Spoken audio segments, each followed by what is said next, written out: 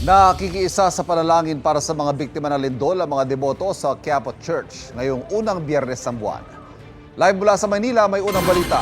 Si James Agustin. James, good morning. Ivan, good morning. Kabilang sa panalangin ng ating mga kababayan na dumalo sa banal na misa ngayong umaga rito sa Quiapo Church ay para sa ating bansa sa gitna ng usapin ng korupsyon at para sa mga biktima ng kalamidad. Unang Biyernes sa buwan ng Oktubre, maraming mga deboto ang maagang dumalo sa banal na misa sa kabila ng pag-ambo na nararanasan ngayong umaga dito sa Quiapo, Maynila. Ang iba sa Plaza Miranda na pumwesto dahil puno na sa loob ng simbahan. Iba-iba ang panalangin ng mga deboto ng Poong Nazareno mula sa mga personal at para sa ating bansa. Kasama rin sa kanilang panalangin ng mga biktima ng lindol sa Cebu at mga nagdaang bagyo. Ang Archdiocese of Manila inilabas ang pastoral letter ni Archbishop Jose Cardinal Advincula na nag-uutos sa pagdarasal ng Oratio Imperata para sa katapatan, katotohanan, katarungan sa lahat ng simbahan at chapel na nasasakupan ng Archdiocese. Binanggit ni Cardinal Advincula na ang korupsyon ay hindi lang problemang politikal at ekonomiya, may tuturing daw itong krisis sa moralidad at espiritual.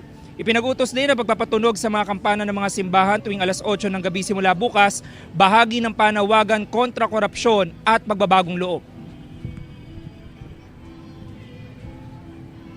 Ngayon po, especially sa country natin, yung sa korupsyon nga po na sobrang malala na siya. Tapos yung sa Cebu nga po, yung mga naano ng lindol, tapos yung mga nakaraang bagyo din po.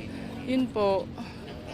Na sana po, yun, matulungan talaga ni Nazareno.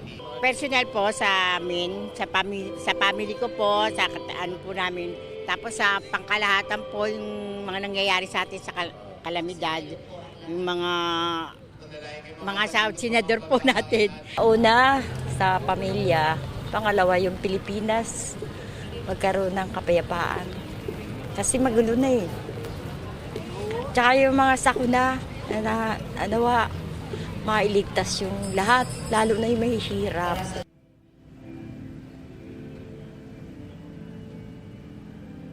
Ivan, sa mga oras na ito ay patuloy na nararanasan yung pag-ambo na kuminsan ay mahinang pag-ulan. Dito po yan sa Quiapo, Maynila. Kaya yung mga dumadalo sa banal na misa at hindi nakapasok sa loob ng simbahan dito sa Plaza Miranda ay nakapayong po talaga sila. At narinig natin na itong partikular na banal na misa na ito ay no-offer nila para doon sa mga biktima ng lindol sa Cebu. Yan ang unang balita mula rito sa lungsod ng Maynila. Ako po si James Agustin para sa GMA Integrated News. Kapuso, huwag magpapahuli sa latest news and updates. Mag-iuna ka sa balita at mag-subscribe sa YouTube channel ng GMA Integrated News.